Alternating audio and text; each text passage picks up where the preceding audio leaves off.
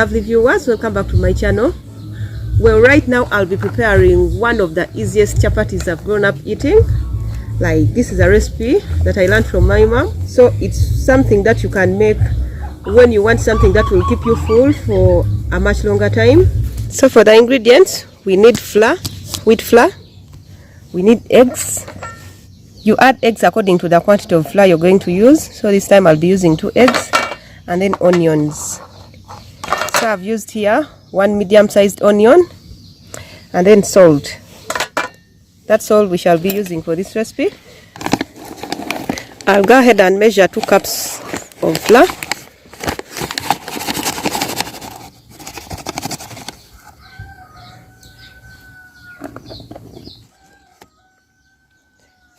It's 2.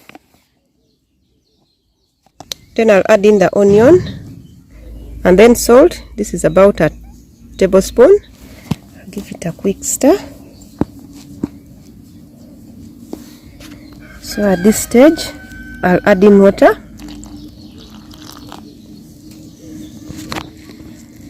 I've started with half a cup.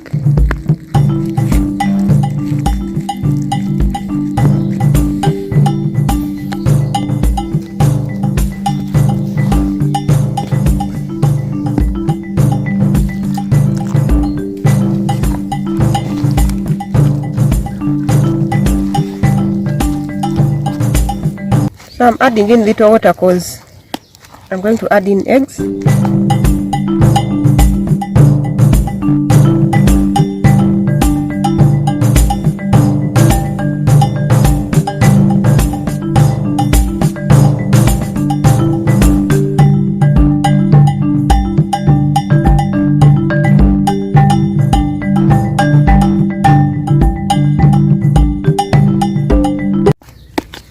So at this stage, I'll bring in our eggs.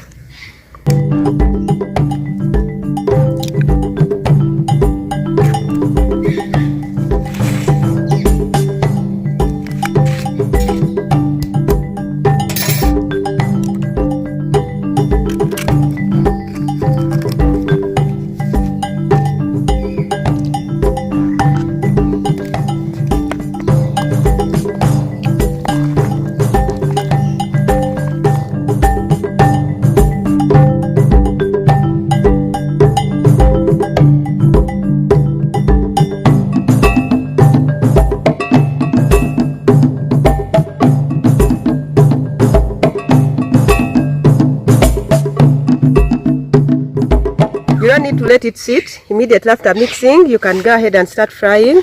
Our fire has been going for some time, so I'll go ahead and put our frying pan. So this is what we use. It's a cover of a saucepan.